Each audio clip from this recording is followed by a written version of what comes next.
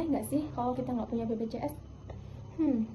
Sebelumnya, kalian tahu nggak apa itu BPJS?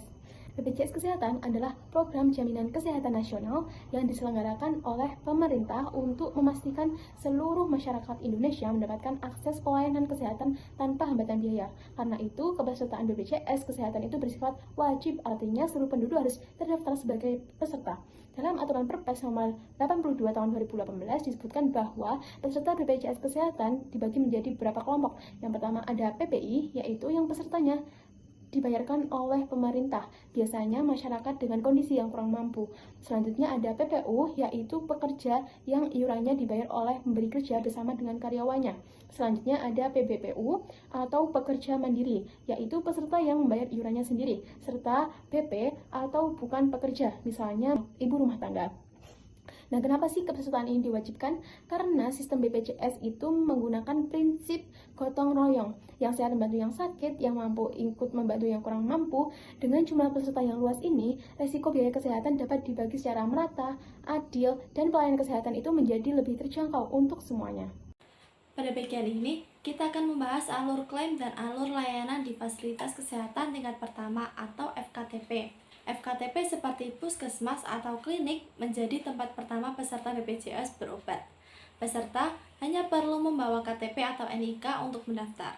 Kemudian dokter akan memeriksa, memberikan pengobatan, dan juga akan menentukan apakah keluhan dapat selesai di FKTP atau harus dirujuk ke rumah sakit. Jika bisa ditangani di tempat, layanan selesai tanpa biaya. Tetapi, jika perlu pemeriksaan lanjutan, dokter akan membuat rujukan online. Pembiayaan FKTP menggunakan sistem kapitasi, yaitu pembayaran tetap per peserta setiap bulan, sehingga peserta tidak perlu membayar pertindakan selama sesuai prosedur BPJS. Selanjutnya ada alur klaim rumah sakit atau FKRTL dengan inajbijis, yang mana ini meliputi 4 tahap. Yang pertama ada persiapan dokumen, jadi instalasi rekam medis dan unit terkait menyiapkan berkas klaim pasien. Jika berkas sudah siap, kemudian akan diinput data. Input data ini meliputi data pasien, diagnosis, dan tindakan yang akan dimasukkan ke dalam sistem klaim rumah sakit. Nah, setelah input data, lalu akan melakukan grouping inajbijis. Jadi sistem inajbijis ini akan mengelompokkan pasien berdasarkan diagnosis dan tindakan untuk menentukan biaya pelayanan.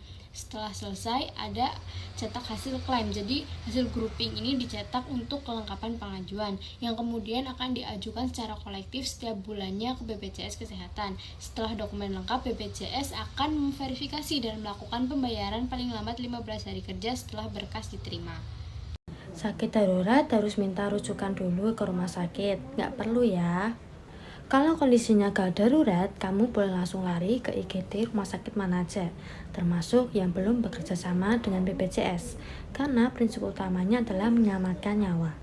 Tapi ingat, yang menentukan itu gawat atau enggaknya itu dokter di IGD ya, bukan kitanya. Kriterianya itu mengancam nyawa, risiko cacat permanen, atau butuh tindakan super cepat. Kalau dokter bilang gawat, tenang aja, biaya 100% akan ditanggung BPJS. Tapi kalau ternyata cuma sakit ringan dan kamu ke IGD tanpa rujukan, biaya tidak ditanggung BPJS alias bayar umum.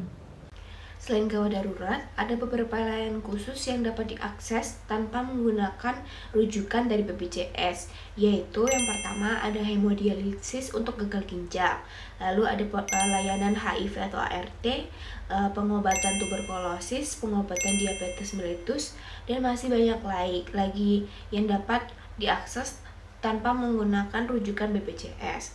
Nah, layanan ini menggunakan pembiayaan inajbijis atau non-kapitasi sesuai dengan aturan BPJS.